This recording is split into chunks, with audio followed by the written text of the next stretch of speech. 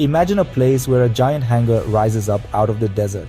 But this is no army base, it's a temple for cars. Inside, you'll find hundreds, maybe even over 1,000 vehicles, from old classic cars to amazing cars of the future, and even the biggest cars in the world. This is all the work of one person, Sheikh Hamad bin Hamdan Al Nahyan. Today, I'm taking you inside the world's biggest car collection. Get ready for a journey into the heart of car craziness. Buckle up, and here we go. So, who is this man who decided that having one or two Bugattis just wasn't enough? Sheikh Hamad bin Hamdan Al Nahyan. He's a member of the royal family of the United Arab Emirates. From a very young age, Sheikh Hamad was obsessed with anything that had wheels and an engine. His car ambitions were so big, they pretty much needed their own oil field to fuel them. For him, it wasn't just about speed or luxury. He wanted things that were weird, one of a kind, and most importantly, super big. This is the kind of guy who would look at the desert and think, you know what this place needs? A giant jeep and a house shaped like a globe. And the most important part, he had the money to make these big ideas actually happen. This isn't just a collection, it's a whole car empire. So how many cars exactly does our dear Sheikh own? Estimates say he has anywhere from 700 to over 1,000 vehicles. This isn't just a hobby anymore. It's a giant operation to manage them all. In this collection, you'll find absolutely everything, from priceless iconic classics to off-road vehicles so tricked out they could probably climb Mount Everest. And then there are the futuristic concept cars, or all those wild ideas from designers. Think about the most iconic cars in history. Mercedes Gullwing? He's got a few of them. Rolls-Royce Phantom? A whole fleet of them in different colors. This is the kind of collection where you can find a perfectly restored Ford Model T, right next to a custom-made monster with 8 wheels and a jet engine. Okay, so you have 1,000 cars. What do you do with them? You need something really big. And that's how the Emirates National Auto Museum was born. This isn't just any old museum. Oh no, it's like a temple, a cathedral, or maybe even a giant shrine to one man's crazy love for cars. Imagine a giant shiny silver pyramid sticking up right in the middle of the desert.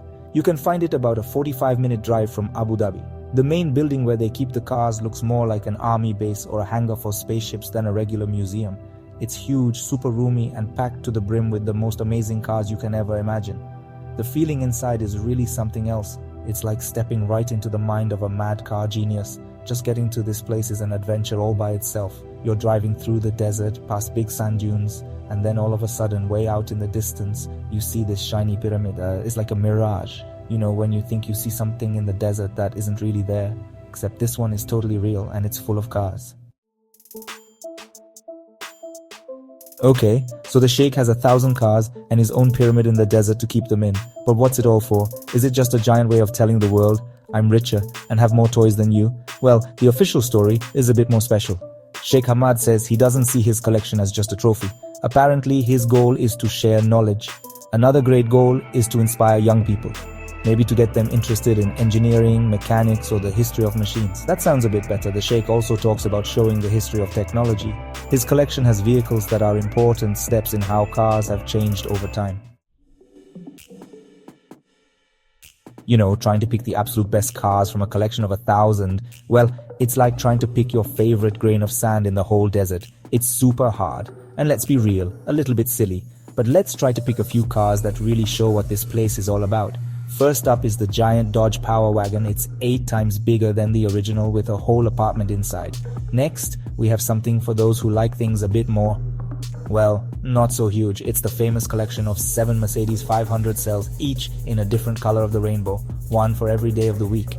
And how about a house on wheels that's also a planet? Yes, the Sheikh has a giant camper shaped like the Earth. And we can't forget the giant Jeep Willys. It's so tall that to get in it, you probably need a pilot's license and a small crane.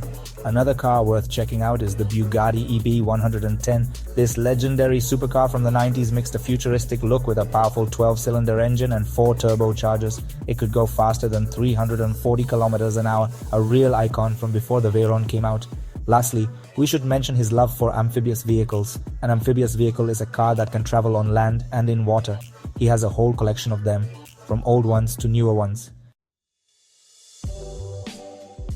Keeping this collection in working order, or at least without rust. Owning 1,000 cars is one thing, but keeping them in any condition that doesn't look like a junkyard, well, that's a whole different ballgame.